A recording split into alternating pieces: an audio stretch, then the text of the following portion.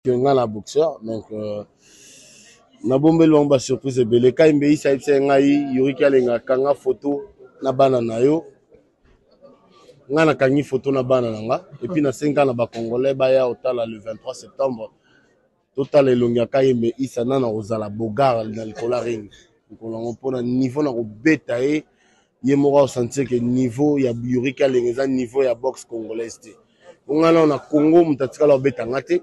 Et puis, dans un boxeur monté dans le Congo, dans ta carrière, boxeur congolais monté au Bétanga.